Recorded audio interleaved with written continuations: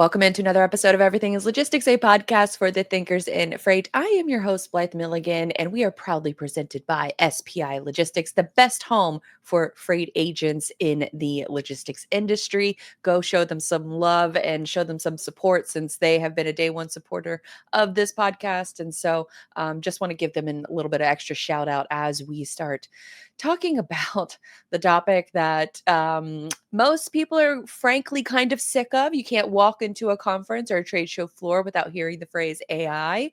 But if you clicked on this episode and you're listening to this right now, then you probably want to hear about some of the latest research that has been revealed on how marketers in general are using AI, if they're using it at all, and then how maybe we can apply some of that to the logistics industry, because I don't have to tell any of you that it's been sort of a chaotic start to the year. We're almost 6 months into this year, and it still feels like we're trying to, get our bearings straight.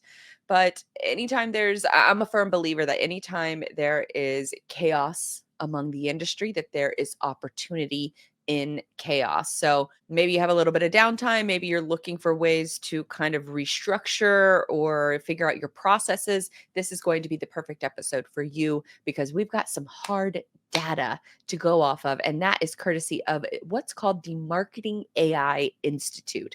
Now, if you've never heard of them before, it's basically a company out of Cleveland, Ohio that has been talking about AI and marketing for, I think, the last decade. So not necessarily, one of these companies that just popped up whenever ChatGPT launched. They have been around talking about this topic for a long time. So they've seen a lot of the internal challenges that arise when a company decides, hey, I want to start implementing an AI methodology into our different departments, into our different workflows.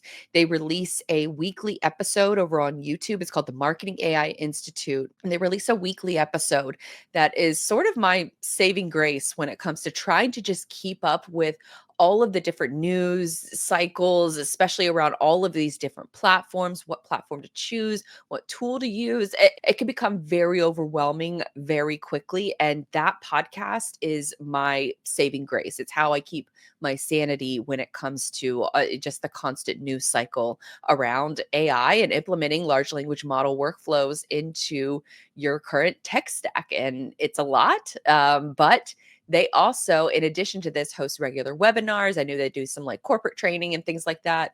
But they host an annual AI for Writers Summit that I've attended. This is my second year in a row attending. It's a virtual summit. You can attend in person if you would like, but I'm just one person, so I can't go to all the conferences. I have to be picky about the conferences that I go to. And I'm sure most of you feel my pain on that, on deciding which ones to go to and which ones not to go to. But they put together all of these resources and all of this research, and they survey hundreds of marketers that are using AI and how they're using it. And so thought it would be fun to kind of have a little like mid-year check-in on what's working, what's not working, what we're experimenting with, and then what some of these stats and takeaways that might be helpful to the folks out there trying to figure out along with us, and we can kind of try to figure it out all together. So with all that said, one early stat that I wanted to share with all of you is that only 30% of media companies have integrated AI into their strategy. 30% of media companies, that's not even like regular companies,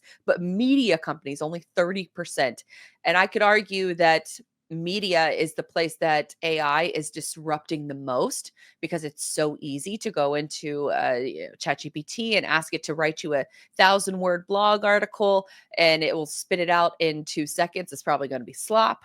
It's probably going to be, kind of like one of those articles in a sea of sameness. But I found that stat really surprising that only 30% of media companies have integrated AI into their overall strategy, which I think is a huge missed opportunity, especially when you think about sites. I think it was Shopify that just a couple of weeks ago, their CEO announced privately through an email to everybody that works at the company, but then also publicly on social media after some people started sharing a screenshot of that email. So he just let everybody know that we are now an AI first company. You might remember Shopify is sort of leading the charge with getting rid of recurring meetings on their calendars a couple of years ago, and it led to an enormous amount of productivity gains. And they were able to launch products and features so much quicker because they got rid of the monotony of recurring meetings. And there was a couple of other strategies that they implemented around, just creating meetings and who should be part of meetings. Thought it was super interesting. Go Google it. I've written about it before in a LinkedIn newsletter, of how you can get some of your time back with meetings that just don't make sense. But now they're doing that. They're leading the charge on AI as well, where they are freezing all hiring. And you are not allowed to have extra budget or hire someone unless you prove that AI cannot do it. And I think that is a sort of a force multiplier, and that the biggest problem with tech adoption is that most people don't want to change what they're doing. And most people especially within an organization, if it ain't broke, don't fix it. That's sort of the mindset that they have. And while that can be true, using AI, I think about it as a way of gaining more efficiency and being able to do things that maybe you wouldn't have been able to do before. Like me, I'm not a graphic designer. I know somewhat of graphic designs that I want to create, and I know what's in my head. And now I can use a tool like ChatGPT to get the ideas out of my head and then get it into image generation models, have it create a few images, and then I can use those images as source material to go and hire a designer.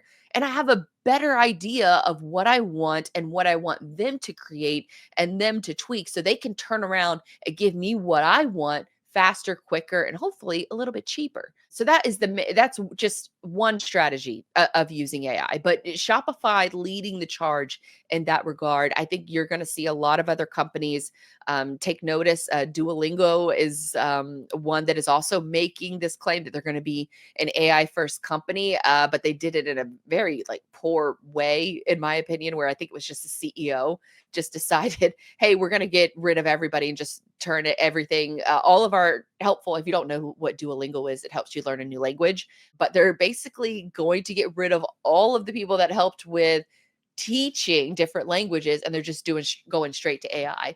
Don't know if it's going to work for them. I much prefer the Shopify route where you are constrained to try to think about the processes behind what you do and why you do it, and where different tools can fit in and play a role without adding extra budget to the revenue line, or to the expense line, I should say.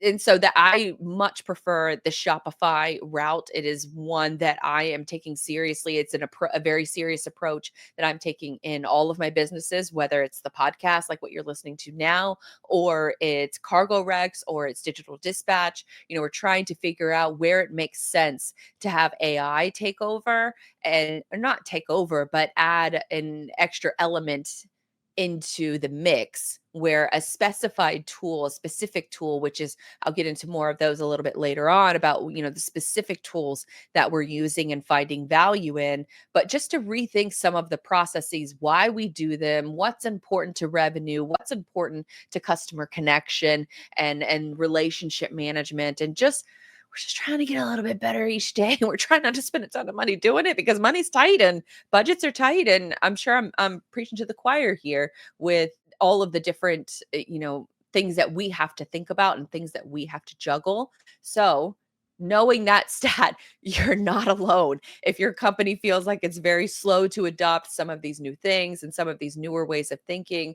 But I am also of the opinion that when you have a little bit of a downtime, it is the moment to think about these kinds of things. What are we doing? Why are we doing it? Are we heading in a positive direction? Are there some, parts of a leaky faucet that we could be fixing and we could be addressing so it doesn't become a bigger problem later on down the line? And so that's the approach I'm taking with AI.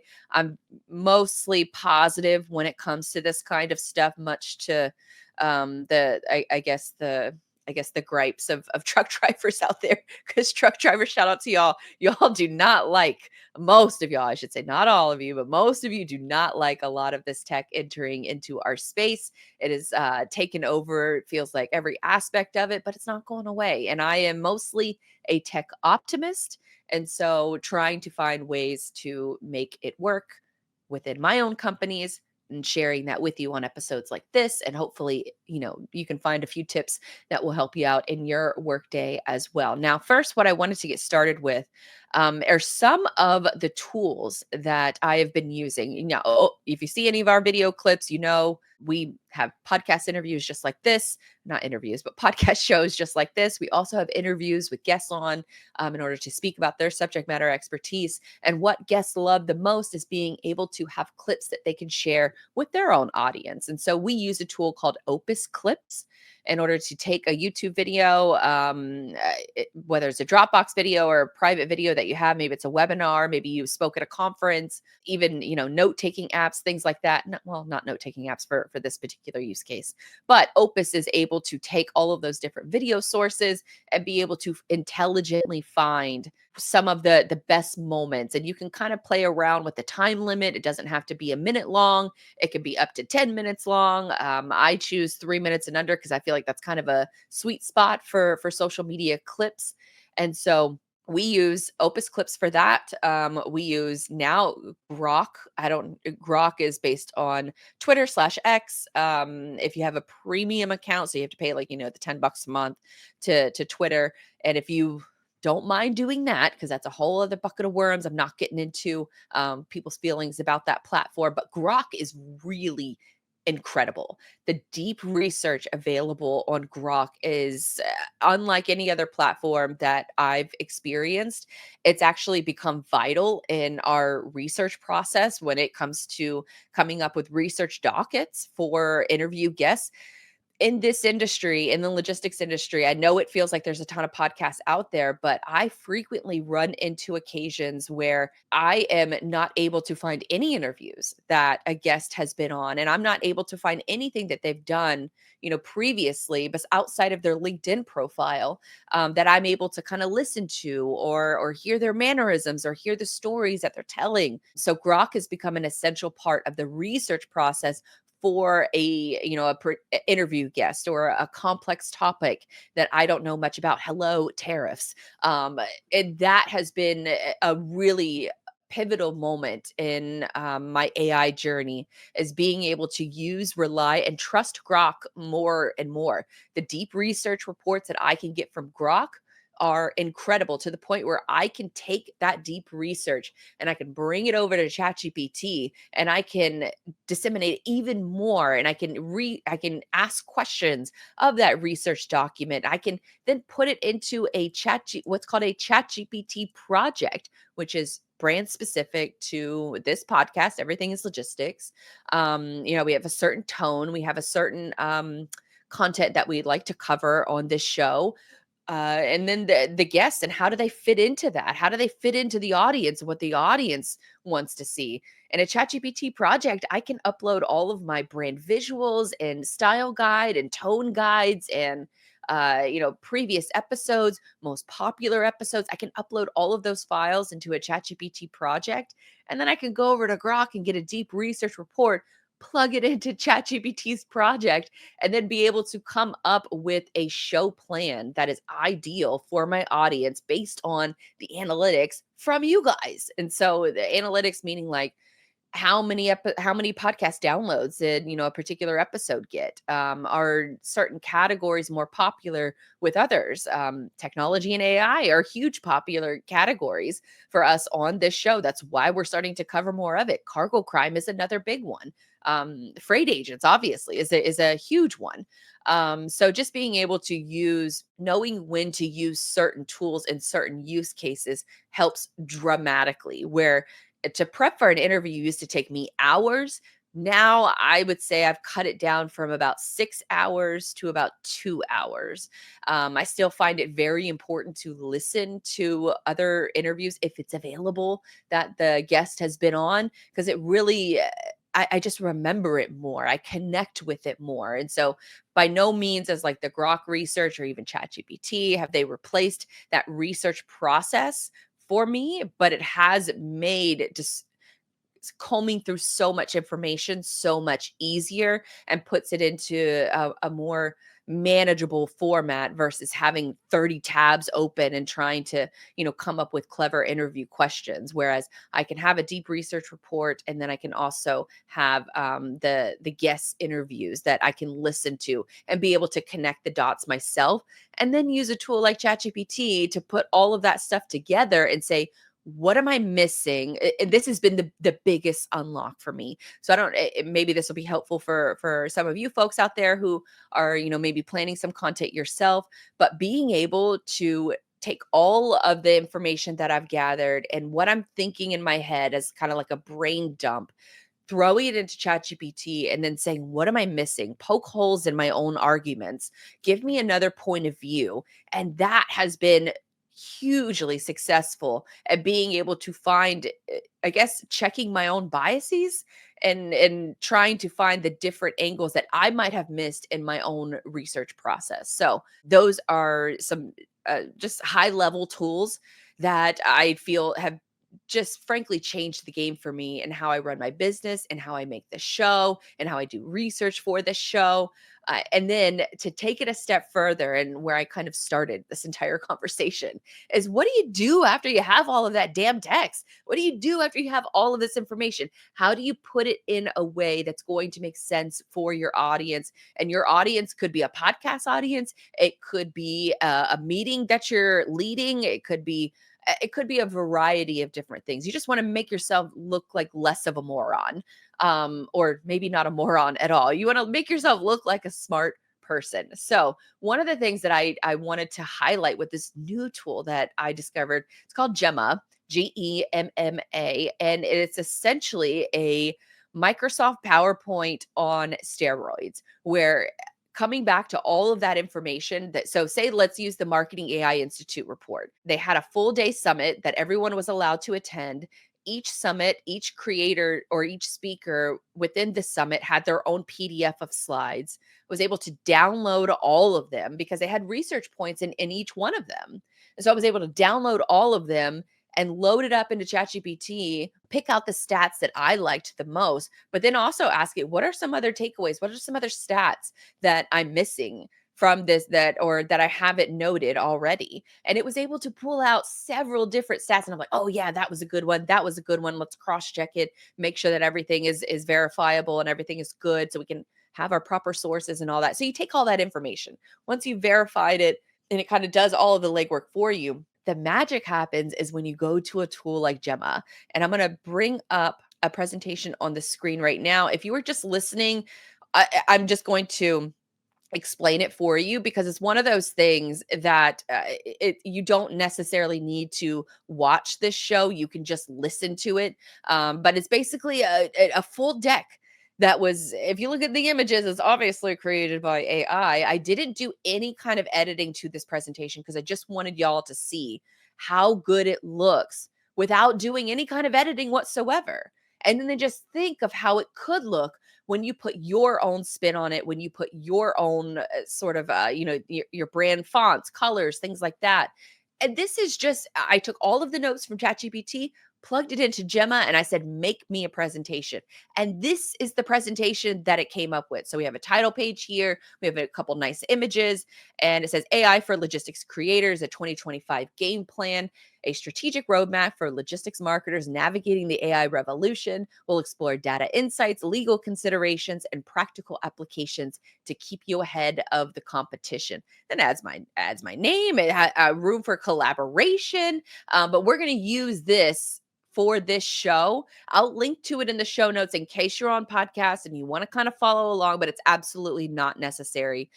Okay, so now that you are able to see the presentation up on the screen, I got a little bit of a better format. We're just going to be using this as sort of like background fodder. It's going to be off to the side and we're going to scroll through it. I just wanted to be able to show you essentially what this looks like when you can take all of the information that you've prepared, throw it into a presentation, and you can have it like that. And I'm saying it, Gemma created, I think it's Gemma, Severance, spells or pronounces the name like this and spells it like this. So I'm hoping I'm pronouncing it right. It could be, yeah, I don't know. Gemma, Gemma, is the presentation tool that I am using. And this was free. So I have to do that caveat as well. And so obviously another AI image, but let's get into some of these takeaways here. Now, takeaway number one, the AI adoption gap. 70% of agencies, brands, and publishers have not fully integrated AI despite its obvious benefits. The adoption by role, let's talk a little bit about that. So, agencies, only 40% have adopted AI, publishers, 35%, brands, 20%, which brands, most logistics companies here. Yeah, most of you, only 20% have adopted AI fully into their company. And then the stat goes on. It says, while 80% use general AI tools like ChatGPT, only 45% use custom tools. And then 24% of people use proprietary solutions. So, translation for all of those different stats is we are just scratching the surface when it comes to AI adoption. And if you feel me on the stress I talked about earlier, that it just all of it feels so overwhelming, you're not sure what direction to kind of go into, and you feel like you're being pulled in a million different ways, you're not alone. And there's a lots of companies that are out here that are dealing with the same exact set of frustrations and confusion and not exactly sure which way to go. And I think that the takeaway here is that it's still very early in this AI adoption process. It's still very early for a lot of these tools. And so you don't have to try out all the tools. You don't have to do all the things. You need to be able to define your processes and then figure out where a tool could make sense to implement it and take sort of the Shopify mindset of, all right, these are our current processes. I'm not going to buy a tool because I think it counts. Buying a tool and hiring somebody, I think you should hold off on both of those things until you figure out if the damn tool is actually going to be worth it, if it's actually going to do the thing that it says it's going to do. I can't tell you how many AI agents I have tried to figure out for my own business and just have failed at it. But it's also one of those things where I just don't think for my business that AI agents are there yet to do the things that I need it to do. I do think that it will become a reality very in the near future. But it's one of those things where right now AI agents for my business just don't make a whole heck of a lot of sense because of the limited capabilities and the monitoring that has to take place for me to be able to fully utilize these tools. Some of them, it takes me so much longer to set up the damn AI agent than it does to just do the thing that I needed to get done. And so I think for marketing, I think for a lot of creative angles, it's just not there yet. Now for obviously our own purposes, there are other solutions out there that are AI agent focused. Clone Ops, I would be remiss if I did not mention them, but they are helping from a call log standpoint where you don't have to make the annoying track and trace phone calls, get load updates, those types of things that a lot of brokers, a lot of folks are making on a regular basis. A lot of drivers as well need updates. That's where an AI agent can fit much more, I think, much more nicely versus something like with my business. It just doesn't. I've tried. I want to love AI agents when it comes to marketing. I just don't think it's there yet. But hopefully, in certain use cases, in certain situations, I think that we are we'll get there sooner rather than later. Especially, we're working on some things for cargo wrecks that hopefully we'll have more news on that soon. But there are some use cases there. I just don't think it's a good use case for the podcast right now. But we're still early. All of that to say, we are still 100% early. So window of opportunity is there for folks to lead. Don't wait for your competitors to play catch up. So that's takeaway number one. Takeaway number two, the legal landscape, copyright and AI content, because a federal court ruled that AI generated art and content cannot be copyrighted. Only humans can legally be credited as authors, prompts don't qualify as creativity under copyright law. So this matters for creators using Midjourney, Dolly, or even ChatGPT. So you want to be careful when it comes to some of those images that you are creating. I think it helps with image generation, which we'll get into in a very next takeaway, actually. But it doesn't, from a legal perspective, you do not own the rights to that image, to that document, to that white paper. If you used AI to create it, the legal they're not necessarily ramifications because there haven't been any cases like that yet. There are, several news agencies. There's several, like New York Times is famously suing OpenAI, who is the owner of ChatGPT, because they trained their system on their content. That is different than, using a tool to create content or to create an image and then passing it off as your own, passing it off as if you copyrighted. You might have come up with the prompt to make that image, but that does not mean the image now legally belongs to you where no one else can use it. So that's something to keep in mind. I don't necessarily think it's going to be a huge deal for the majority of marketers out there, because if you think about it, where are you using these image generation tools? You're probably using them for social media posts, email newsletters, blog posts, maybe even some images on a website.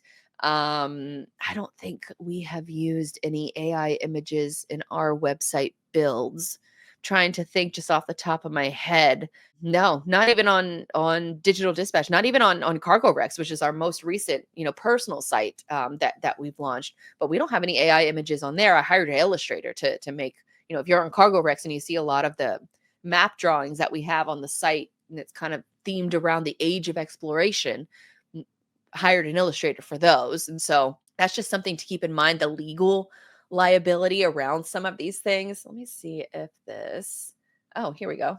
Here's more, graphics from the Gemma presentation. As you can see, like, look, as you highlight, as you kind of hover over some of these different blocks with these different numbers, it gives you, it's very interactive too. And I'm just blown away that this was created in like 30 seconds based on my own notes, and I didn't do any kind of editing to this whatsoever. So it's making me want to go back in and tweak it to make it more look like the Everything is Logistics brand. So I should have probably done that before this, but I just, for the sake of showing the audience of what these kinds of tools look like and how it can get you 80% of the way there, I think is very valuable, because then I could be able to theoretically be able to take this, send it off to a graphic designer or an illustrator and be like, just tweak this to make it look like our brand, and add your own little flair to it.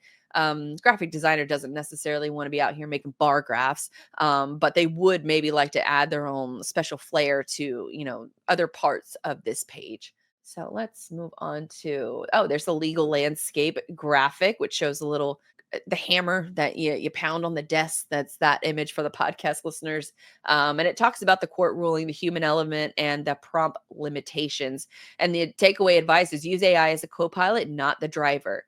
Add your human voice to maintain copyright eligibility. So that's a really, really important takeaway for that. Next takeaway, we kind of hinted at it. It's around images, but ChatGPT, their visual tools have changed the game, and we're seeing. And all right, so let me back up. Recent ChatGPT image updates equals huge potential. And this is based on this Marketing AI Institute survey. And so first up is ad generation is now drag and drop. Instagram level filters from just a prompt. Slides and presentations, visuals are on demand, as we see with this Gemma um, PowerPoint. Let me see if I can get to the next image too, just in case. There we go. Aha. Okay. So back to the images. Old books can become comic panels, which mass accessibility, which I don't know. I think a lot of book readers out there, and probably comic readers as well, would unite in being very anti using ChatGPT visuals for this specific use case, because they don't want their content stolen, which is essentially what happens if you do this. But then they also don't, from a comic perspective, there's lots of visuals and my husband is a big comic book nerd, so I have to sort of say this right. He is absolutely against a lot of these AI tools. He will use ChatGPT in order to help him, sort of clarify his thoughts and get an extra eye on, certain content that he's creating. But any kind of visuals that he creates is very much, he does it himself. He designs them in Canva and uses comics as like inspiration in order to make that different sort of show promo art. He's also a podcaster. But when it comes to making a comic, you typically will have all of these different the pages or panels. Then you'll have writers who write out, all the storyline, and then you'll have an illustrator that goes in and creates all of the drawing, and then you have a separate person that does what's called all of the coloring. And so, you have different artists that are all playing a role anytime you see one single comic book. So I don't know if that one is going to actually, I don't know if ChatGPT is going to help, turn old books into comic panels, but might be interesting to see. You might have noticed, Studio Ghibli, that sort of art style, who Studio Ghibli actually hates anything AI art related. So it's kind of interesting that once ChatGPT launched this visual tool, that was the Studio Ghibli art style was what kind of took off across the internet. There was also like action figures and things like that of people kind of making of themselves using this ChatGPT visual tool. But you can kind of see a world in the very near future.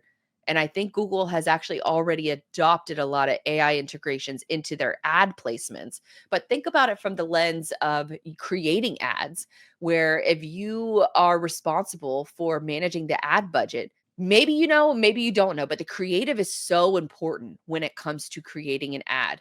The title, the limited text space you're allowed, the graphic that you choose. You frankly don't have any idea what is going to resonate with your audience until you throw that ad out there. Now, for the best ad agencies, they will have a handful of graphics that they're going to use, a handful of different headings and subheadings and CTAs and all of that different stuff. They'll have several different versions of that. If you add into this, add AI onto this mix, I could see a world in the very near future where you don't have a single person or maybe it is only one single person that's managing all of that. In reality, most companies are going to go in this are going to choose the ChatGPT route. They're going to go into their Google Ads platform and have AI handle it for them. And so you're going to see highly programmatic ads that are completely created, generated from idea to launch, that are all specifically based on AI. Now, Google will probably love this because they can get more ads, they can get them faster, and then they can kind of make the decision on what to show and what not to show. I think there's probably going to be a little bit of I think you should be watching that a little bit closer if I'm monitoring those kinds of different advertisement campaigns, because I want to make sure that it's not just going to a broad audience, it's going to the right audience. And then hopefully I could see a world where this is something where you can refine the audience yourself and then be able to come up with different images and tags and headlines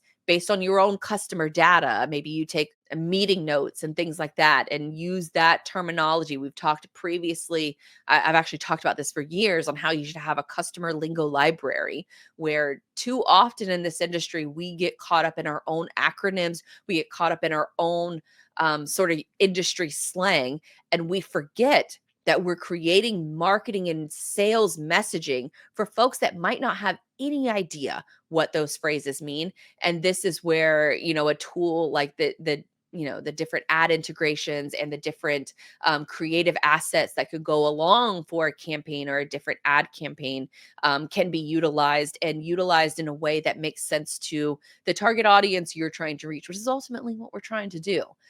So different pair of eyes on text and now also images. So let's go on to the next slide and let's talk about some of the key stats from enterprise AI adoption. So if you're feeling a little overwhelmed and you're maybe a one person marketer or you're a founder who's trying to manage it all yourself as well, People are kind of struggling at the enterprise level too. So don't feel so alone. I know that a couple of these stats made me feel a little bit better. So let's go the four key stats from the Enterprise AI Adoption Survey, and that is 88% of employees and 97% of execs say that AI has improved their work. But 72% of companies have hit major obstacles with adoption. Stat I heard recently separately from this study is that for all of the major tech platforms, you're lucky if your users know how to utilize 30% of your platform features. 30%.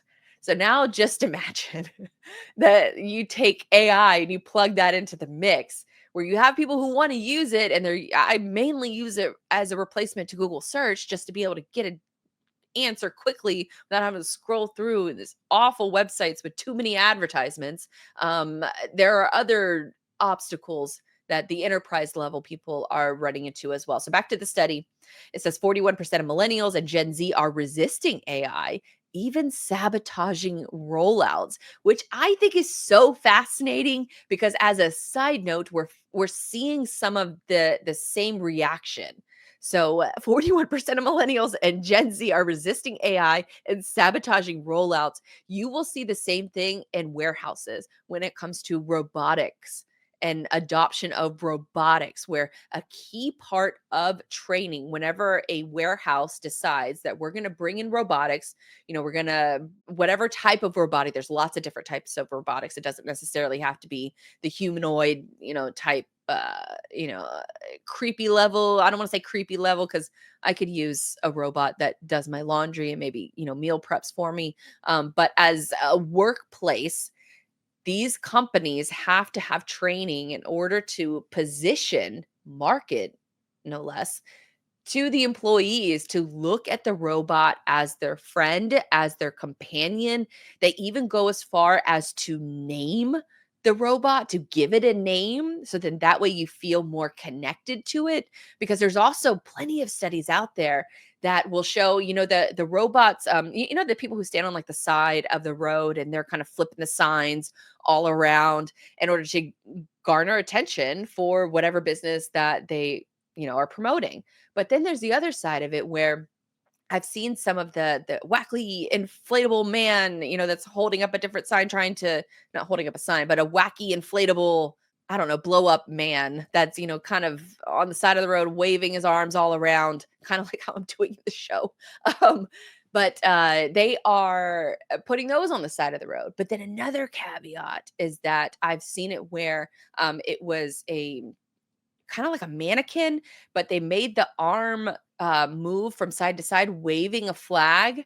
And then on the mannequin itself, it had a sign. And it took less than 24 hours for that mannequin robot waving a sign to be vandalized. A lot of delivery, like residential delivery robots, those pilots have failed because people see these little delivery robots going throughout the neighborhood and they just want to hurt them. They just want to destroy them, which is very interesting from a psychological perspective. And so that stat, I knew these other things, I knew these other caveats, but 41% of millennials and Gen Z are resisting AI and even sabotaging rollouts. That is a really surprising stat to me. But I could, if I think about all of these other angles where you have to see AI and robotics as a companion, maybe that could be a lesson at the enterprise level is to, look at ChatGPT as a friend. Maybe you just need to name it something else instead of, just regurgitating ChatGPT every single time. We have to find, side note, we have to find a better way to refer to ChatGPT. It's too much. It's too much. It's too wordy. I need a shorter version. I need something quick. Like Claude, I hate the name, but it's so much easier to say than Chat GPT. I don't want to have to say the full name every time. So we as a collective society need to come up with a way to talk about this platform without having to say 17 more words than what we have to. Okay, back to the study. I got a last couple stats here. 35% of employees are paying for better tools out of pocket, which I think is wild because I've even heard of workers who are secretly using AI and pretending to get their work done faster without telling the boss so that they won't give them any extra work to do, which is low key smart if you think about it, because then your boss is like, wow, how are you getting all of this done? It's like, well, I'm just super smart and I'm super valuable. Whatever it takes to keep your position within a company. If you're the one wanting to adopt these new tools, I would caution, however, if you are thinking about doing this, that you want to be careful about the legality. We just talked about some of the legal issues that are being faced around, certain content that's being created, and copyright protections or lack thereof. And you also want to think about it from how are you using certain data. For me, where I find the most value is a lot of our meeting notes. So for a lot of our meeting notes, we have them categorized by brand. So we have a certain category. I have an Otter account, so it auto joins all of my meetings, and then we have different folders for like everything is logistics. We have a folder for all of our podcast guests, so I can go into Otter and I could say, find me that conversation that XYZ said about XYZ. But then what has been really helpful is we're developing a chat bot for the digital dispatch website. And so we have taken all of our client calls, all of our lead calls, we've anonymized the data to where we remove all names and company names, but all we want from those conversations are the questions being asked, the lingo that they're using, and then have those questions and then be able to pull those into a data source and then use them as the content source for the chatbot on the site. And so the goal with that is that if somebody's going to book a meeting on digital dispatch, then I want to make sure that we're not going to waste each other's time. If you have $200 to spend on a website, I'm not a good fit for you. But if you are trying to spend 200,000, I'm probably also not a good fit for you. I'll do my best, but I'm just being honest. We have a small operation over here where, as probably at the enterprise level, you don't necessarily need a shop. If you're a publicly traded company, you probably wouldn't hire a company like mine. That's just not maybe a good fit. You probably have an internal marketing team, an internal development team. So we just want to get better at qualification. And I would hate to waste anybody's time, and I hate my time being wasted. So that's the reasoning for developing that bot, is to be able to get that work done quickly and efficiently without having to worry about some of the legal ramifications or legal issues. And so we take those extra steps. But I do think that note of 35% of employees are paying for better tools out of pocket, that just screams to me like a lack of communication within the company itself, or maybe a level of frustration. I could definitely see where, maybe somebody is using I don't want to name names, but a subpar AI tool, and you found a better one that works for your processes. So if you're willing to pay out of pocket for it, then why not?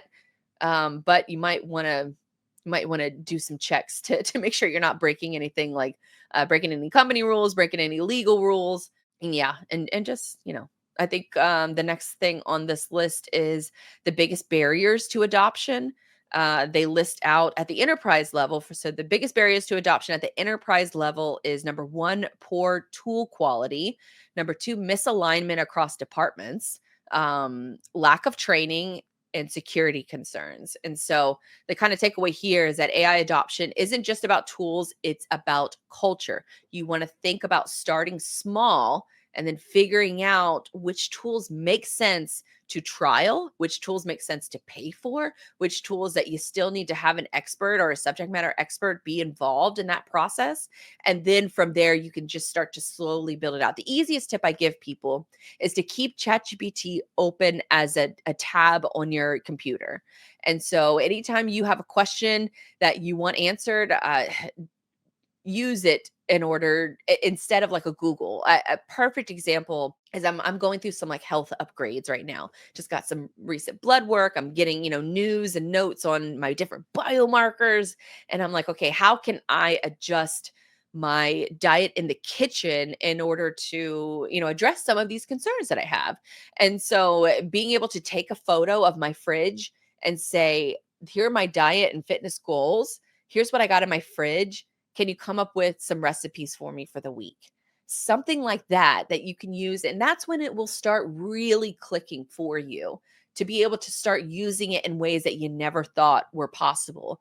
I rarely use Google now unless I'm going just to find the website name. Like, say, if I, even my own, some of my own websites, like Cargo Rex, like I know if I just open up new tab, Control T to open up a new tab and I just write C, then I know that I know Cargo Rex is going to be the first one that kind of pops up in my Google autofill just because, my own user history.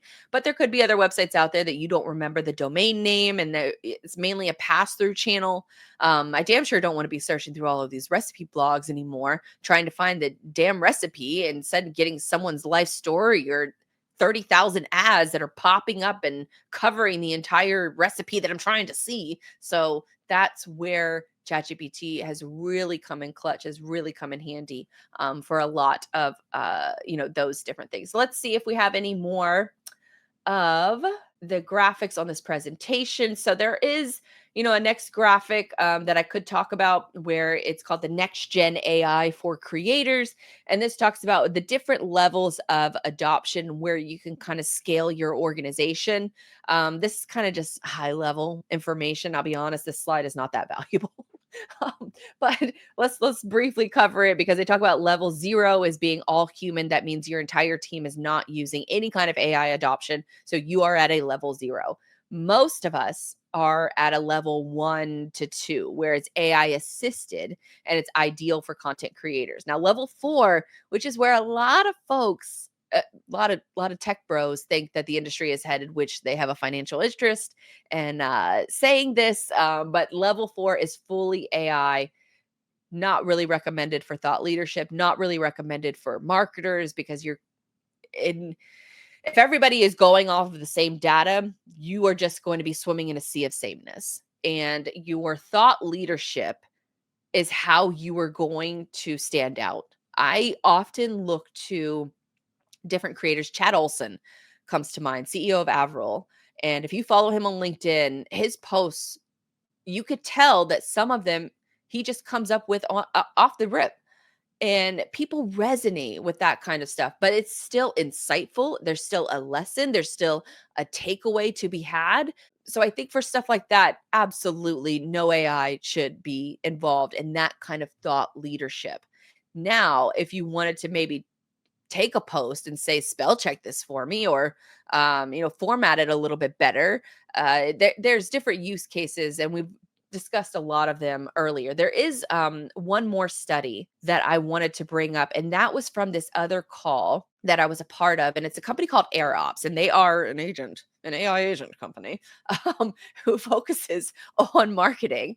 But some of their slides that they shared in a recent talk, because I've been trying to wrap my head around what does SEO look. SEO was such a big part of my marketing life for so long, and then I've kind of stopped doing it and just doing like the technical side of SEO rather than writing, the 3,000 word blog articles that don't necessarily work anymore. So I'm doing less of like the 3,000 word blog articles and more of just using SEO in from the technical aspect and from the high intent aspect. If you heard my conversation with Josh Lyles over at Sales CRM, great show, find it on YouTube, but we talked about our different SEO. What does SEO strategy even look like in 2025 and beyond? And the frank answer is nobody knows because we don't know how these large language models are treating SEO. We don't know how they're getting their data sources. We don't know how they're sourcing this traffic even to begin with. And so there's a lot of theories around it. They're just following the search engine model's playbook. That's where they scraped all this information to begin with. And so they're using a lot of that already collected data to present it and include maybe some sources in the results. And then there's also, Google's approach to it. If you're using Google search, you probably noticed the AI overview at the top, which can be helpful in answering some different questions, especially if you're trying to just find an answer super quick. Like I needed to find out how to, change the sharing settings on a Dropbox folder or a Dropbox account. And I tried Googling it. It didn't come up with a good answer. I just asked ChatGPT and it gave me the right answer in 10 seconds. So all that to say, I'm trying to figure out SEO. AirOps is trying to figure out SEO, and they've got some really interesting data that came from their recent webinar that they hosted. And they talk about the 4 stages of AI adoption for SEO and content teams. And I thought y'all might find this helpful, but it talks about content teams are in various stages of using AI today. Each stage comes with its own challenges, processes, and next steps. So 32% are in the experimental pilot stage, then 38% are in the partial integration, 17% are in full integration, and 9% no AI implementation at all when it comes for SEO or content, which that 9%, that's wild. Even the full integration of 17% I think is wild too, because no, I just don't think content is there yet. You still need a human in the mix of your own editorial style and how you want to convey certain points of view. Now, there are certain content types like FAQ pages or even some website copy. It also, again, depends on the source of where you're getting your data for content. There's a night and day difference if you can use anonymized meeting notes and plug it into and say, help me write an FAQ page. That FAQ page is going to be light years better if you can use meeting notes versus just saying, hey, look at my website and come up with some questions that users might have, which is, maybe a good use case to try as well. But you would probably be best off trying both of those things versus, just not trying it at all or just relying fully on it. So, those two, the 17% of full integration and 9% of no integration is wild. So I think we're most of us are at that partial integration phase, which I think is where it probably should I don't want to say stay, but partial integration I think is the best bang for your buck when it comes to time management and also not paying for a bunch of tools you're probably not going to use. All of those things that you don't really think about when you just start thinking about what to adopt and how to adopt it. And the last thing you want to do is go and buy, a million different tools. Okay. So next slide is 5 big shifts reshaping content teams. Number one, AI is changing how teams work, kind of duh statement. The next one is quality is the number one concern. Yes, I would agree there. The next one is teams need new skill sets. Yes, I would agree there. I'm not a graphic designer. I gave that example earlier, but I can get ideas out of my head and into a couple different images and pick the image that I like the best and then send it off to a graphic designer to make the final image the one that I'm going to love and, plaster everywhere. Budgets are also shifting fast. I could definitely see that. And then the last one on this slide is research and production remain bottlenecks. I think they should probably try Grok in order to get their research up to speed. The next slide on here, it talks about technology implementation. AI isn't just shifting workflows, it's changing how content teams are built, staffed, and supported. Our data shows clear trends in how orgs are thinking about headcount, roles, and budgets all in the age of AI. So it kind of goes back to that Shopify point that I mentioned earlier.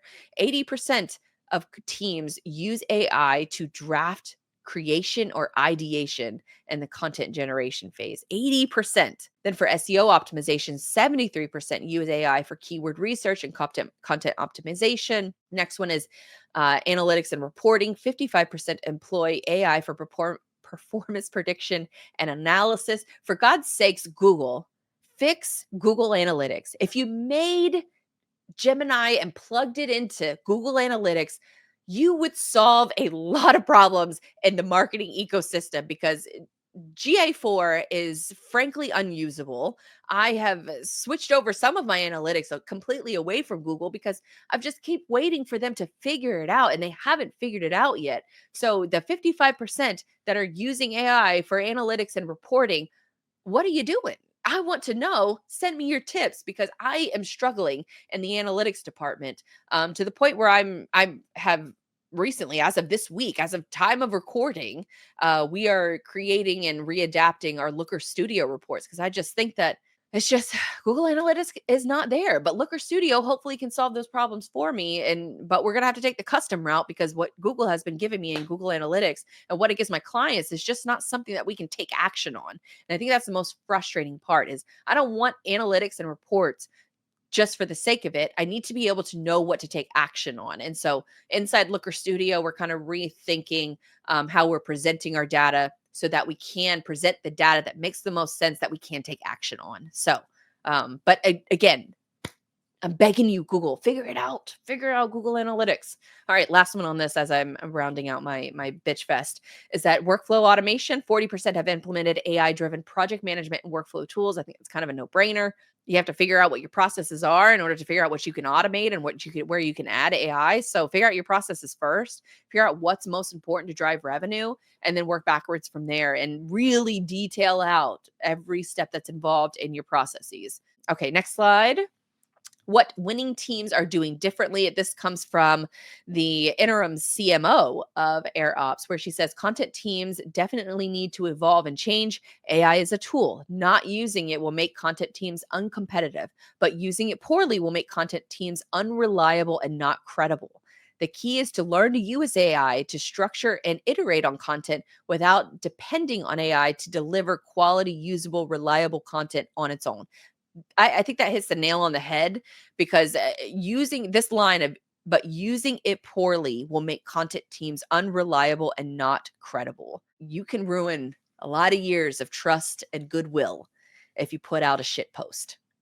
And I'm just, and a lot of AI slop is just that. It's slop.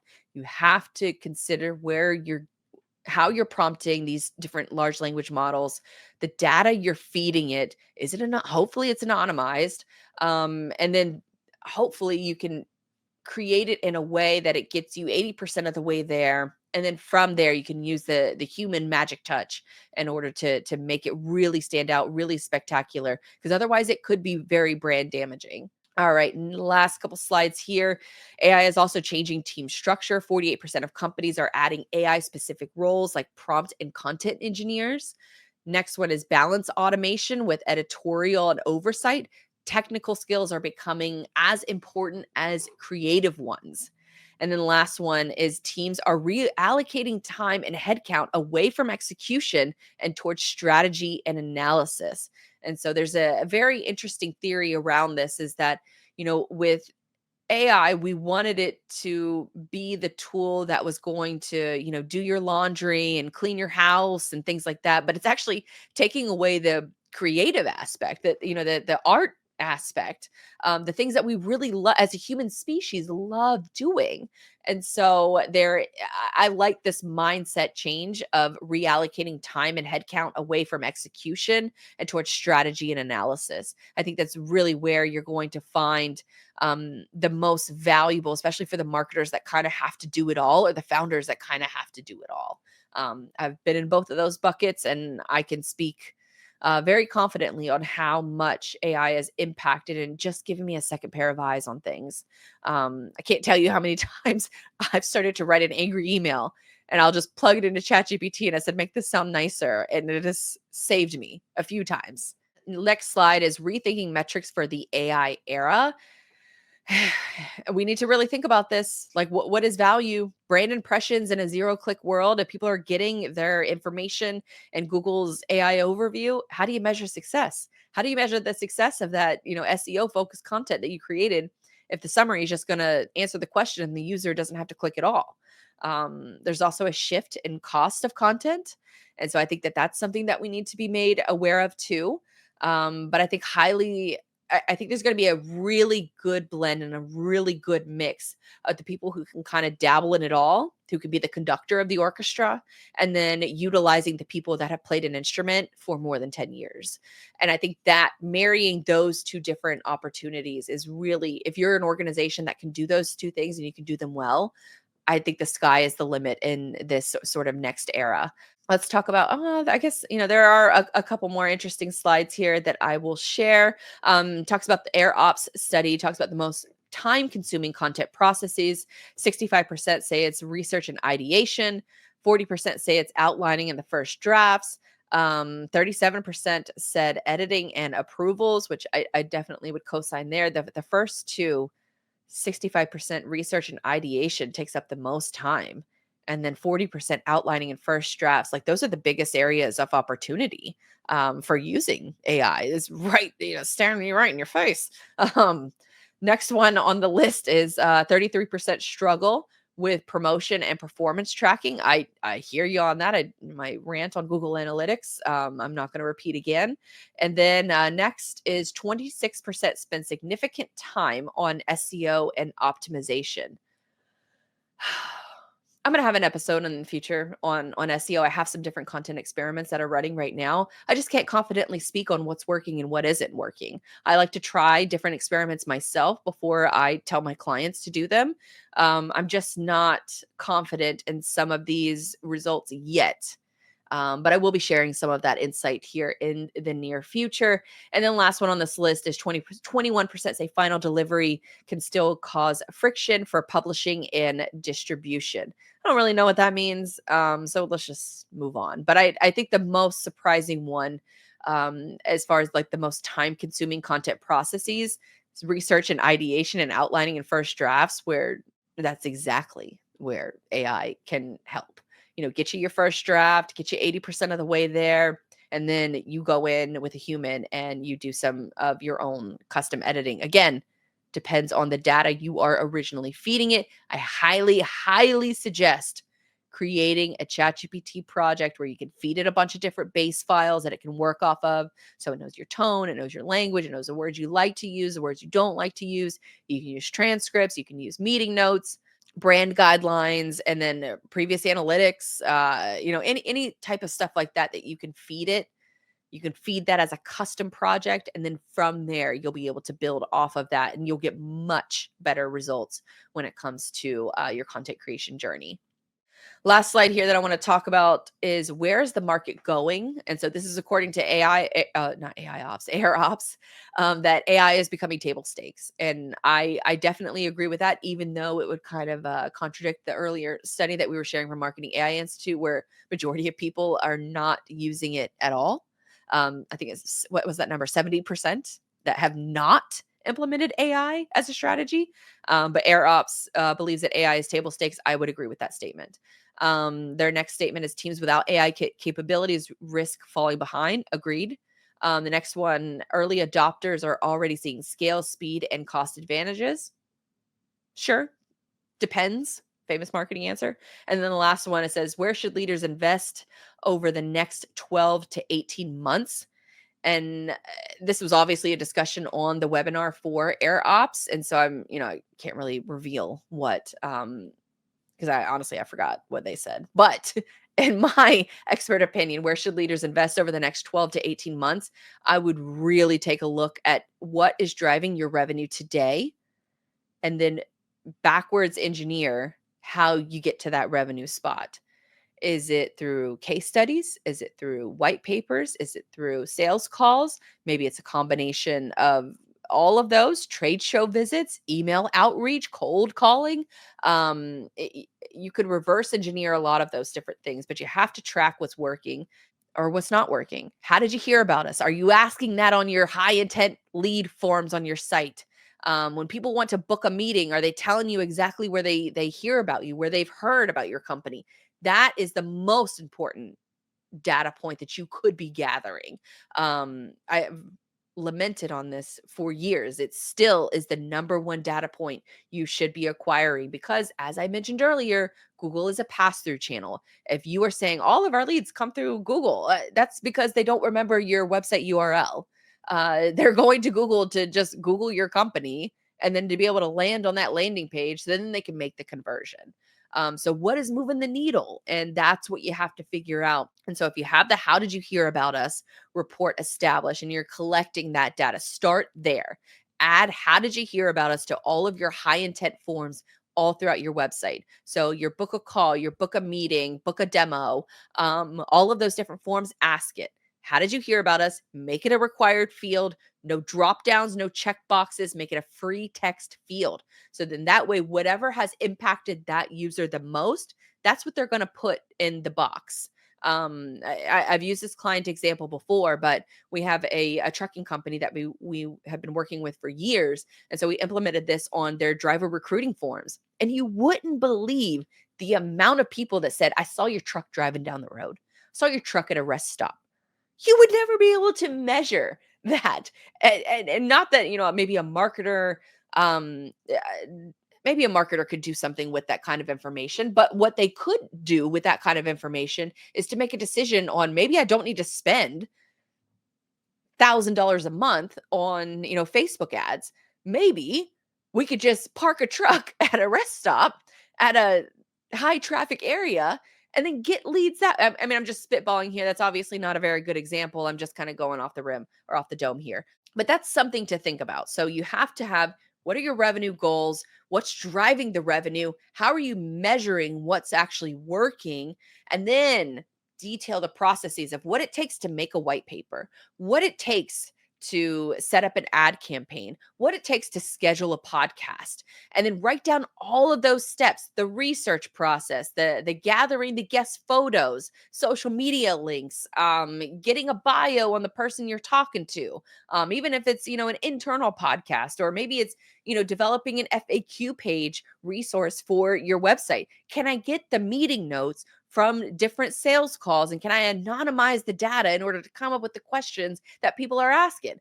And then guess what? All of those FAQs turn into content that you can individualize, meaning that you take one question and you have your executive team answer it. You have your executive team write a LinkedIn post about how they answered this frequently asked question when they're on a call. And so just being able to think outside of the box, but using it from a revenue generation standpoint and reverse engineering, that's where you figure out where these different AI tools can play a role, where they make the most sense, and where they, more importantly, where they don't make sense. You don't want to waste a bunch of time on tools that don't make sense for the goal that you're trying to achieve. And I think that's a really a good place to leave it, because I will link to the Marketing AI Institute in the show notes, just to make sure, if you want to check them out on YouTube as well. And be able to sign up for one of their future classes. They have a lot of free events that they put on, and they do them virtually. So highly recommend checking those out as well. You can also check out AirOps if you're interested in some of their SEO and content solutions. I can't speak for the platform. I haven't actually tried it, but I do like a lot of the content that they are creating. So feel free to check them out. I'll also link to the presentation that was created by Gemma. And then we will put those all in the show notes just to make it easy for y'all.